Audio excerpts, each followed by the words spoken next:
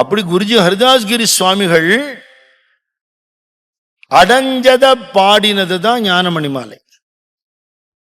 அவர் என்ன அடைஞ்சாரோ அடைஞ்சதை பாடினார். எப்படி அடைஞ்சாரு? பாடி அடைஞ்சார். அவர் சரித்திரமே அதுக்கு பிரமாணம். அவருடைய பூர்வாசிரம தகப்பனார் நாட்டு அண்ணாஜிராவ் பாகவதர் பெரிய பாகவதர். அப்பேற்பட்ட ஒரு நாம சங்கீர்த்தன ரத்னம்னு சுவாமி வாயால சொல்லப்பட்டவர். பெரிய பெரிய சங்கீத வித்வான்கள்லாம் அவரோட தனுர்மாச பஜனைக்கு கூட பாடுறதுக்கு வருவாளாம். அந்த காலத்துல பெரிய ஜாம்பவான்களா இருந்தவாள்லாம் அண்ணாஜிராவ் மாமா பஜனைக்கு அவர் கூட ஒரு சரணம் ஒரு பாட்டு கிடைக்குமான்னு வருவாளாம். அப்படி இருக்குமா அவரோட பஜனை. அப்ப இந்த நாம சங்கீர்த்தனம்ங்கிறது அவளுக்கு எல்லாருக்கும் பரம்பரையிலேயே இருக்கிறதுனால இவருக்கு அது கிடைச்சது.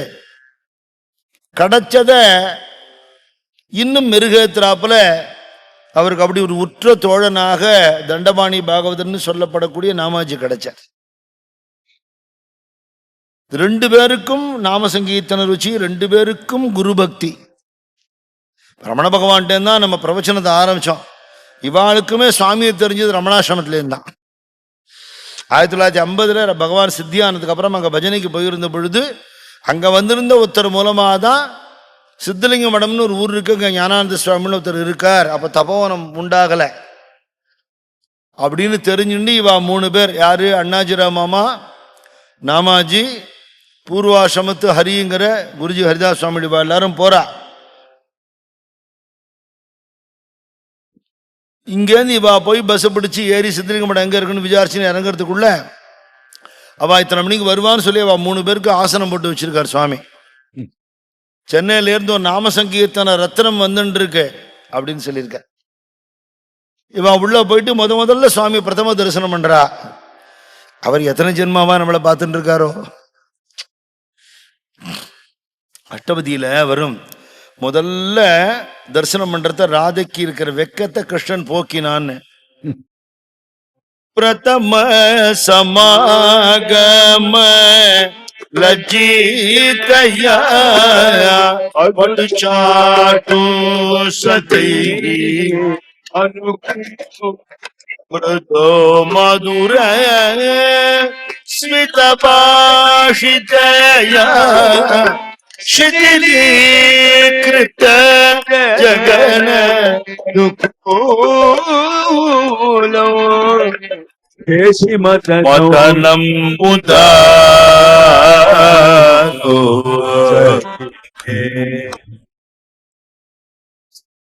அவர் யாரோ அந்த சுவாமிகள் எப்படி இருப்பாரோ, நம்ம போய் பேசலாமோ கூடாதோ, அப்படி எவ்வளவு தயக்கத்தோட நம்ம போவோம். அவ வர அவளை கூட்டின்னு வான்னு ஒருத்தர் அனுப்ப மாட்டார். இதுவே வாசல் உட்காந்துருக்கும். சிரிச்சுன்னு பழமாட்டம் வாவான்னு கூப்பிடும். தயக்கமே போயிடும். ராமச்சந்திரமூர்த்தி மாதிரி முதல் வார்த்தை அவர்கிட்ட தான் வரும். அவர் தான் பேசவே ஆரம்பிப்பார். அவளை சட்டுன்னு ஈஸ் அவுட் பண்ணிடுவார். அவளுக்கு உபச்சாரணை பண்ணுவார். அவ இன்னார்னு சொல்லணும்னு நினைப்பா இல்லையா. நான் இந்த ஊர்ல இருந்து வரேன், என் பேரு, முதல்ல நாம சங்கீர்த்தனம் பண்ணுவோமே அப்படின்ட்டு. இன்ட்ரடக்ஷன் ஆக்சுவலாக அவருக்கு தேவையே இல்லை, அவருக்கு எல்லாமே தெரியும். அதே நேரம் பக்தியோட பாடும்போது அந்த பாவமே இன்ட்ரோடக்ஷன். கிருஷ்ணபிரேமி அண்ணா அதற்கு ஒரு பக்த பாடுறான் மீரா பஜன். பாடி முடிச்ச உடனே அண்ணா சொன்னார், பேச வேண்டியதெல்லாம் பாட்டிலேயே சொல்லிட்டேன். அவ்வளவுதான் விஷயம். என்ன கேட்க போறோம்? திருப்பி திருப்பி மகான்கள்கிட்ட போய் எனக்கு ஞான வைராக்கியம் உண்டாகணும், பக்தி உண்டாகணும், பிறவி கடைத்தேறணும்னு கேட்போம். இவ்வளவுதான விஷயம். இதை தானே அவ பாடி வச்சிருக்கா. இதை தானே கேட்டுட்டே இருக்கோம். நமக்கு லௌகீக வாழ்க்கையில வேணாமன்னா இது கிடைச்சா அது கிடைக்காம எப்படி இருக்கும்? அவசியமே கிடைக்குமே. அப்படி நாம சங்கீர்த்தனம் பண்ணி சுவாமியோட அன்புனால கவரப்பட்டு ஏதோ மடத்துக்கு போனோம், சால்வ போத்தினா, சம்பாவனை கொடுத்தான்னு இல்லை. சுவாமி என்ன கொடுப்பார்னா தன்னையே கொடுப்பார்.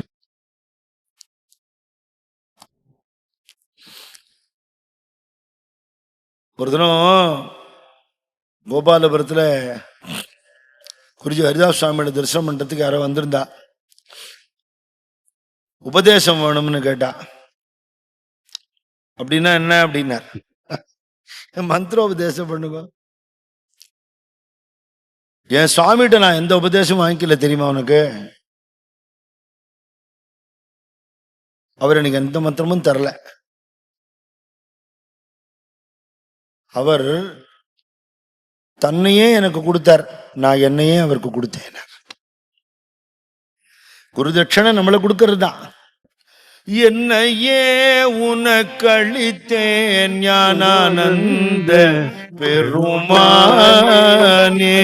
என்னையே உனக்களித்தேன் ஞானானந்த பெருமானே. தன்னையே கொடுக்கிறது பகவானுக்கு. தன்னுடைய சிந்தை சொல் செயலெல்லாம் குருநாதனுக்கு அர்ப்பணம் பண்றது. அந்த பக்தனுக்கு குருநாதன் என்ன பண்ணுவார்? தன்னையே கொடுத்துருவார். தந்தது என் தன்னை, கொண்டது உன் தன்னை, சங்கர ஆர்களோ சதுரர்னு. அதுதான் அந்த டிரான்சாக்ஷன். அது மனமுருகி பாடின பக்தாளோட பாட்டுக்களை பாட பாட பாட பாட நம்ம மனசு முருகி போயிடும், நமக்கும் பக்தி உண்டாயிடும். இனிமையான குரலோடு இருக்கணுமாங்கிறத பத்தி பப்ளிக் வேணா கவலைப்படலாம், நமக்கு என்ன கவலை? நம்ம பாட வேண்டியது. சுவாமி கேட்பார், எப்படி இருந்தாலும் பக்தி மட்டும் இருந்துட்டுனா கேட்பார். அப்படி பாடி அவர் அடைஞ்சத இந்த ஞானமணி மாலைங்கிற நூல்ல தொகுத்து நமக்கு கொடுத்துருக்கார். சின்ன புஸ்தகம்தான், ஆனா திரட்டுப்பால். அந்த பக்தி ஞான வைராகிய அனுபவங்களை அப்படி சுண்ட காய்ச்சி கொடுத்துருக்கு. இவ்வளவுதான் புஸ்தகத்தோட சைஸே, இவ்வளவுதான். தபோன தினசரி வழிபாடு மாதிரி படிச்சுட்டே இருக்கணும், பாடிண்டே இருக்கணும். நம்ம சத்குருநாதர் சொல்வாராம், பாட தெரியாவிட்டால் படித்து விடுவோம் பாராம். தப்பு இல்லை, சுவாமி ஏத்துக்கணும், அது அவ்வளவுதான விஷயம்.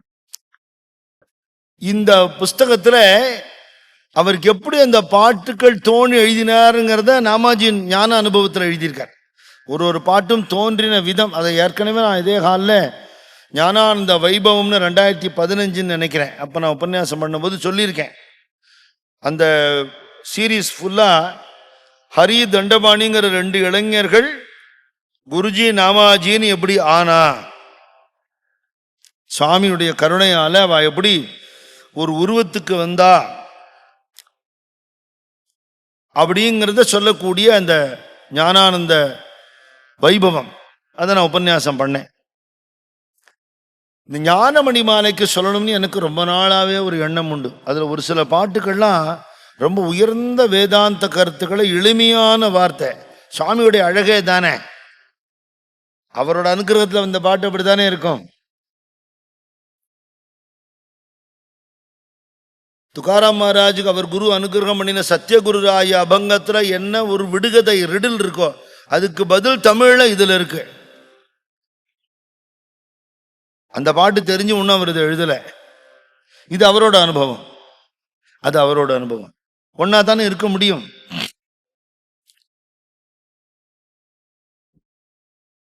இதோடைய முன்னுரையில அவர் சொல்றார், ஆன்மீக துறையில் பற்று உள்ளவர்களுக்கு ஆண்டவனை காண வேண்டும் என்று அவா இருப்பது சகஜம்னு ஆரம்பிக்கிறார். ஃபர்ஸ்ட் சென்டென்ஸே தான்.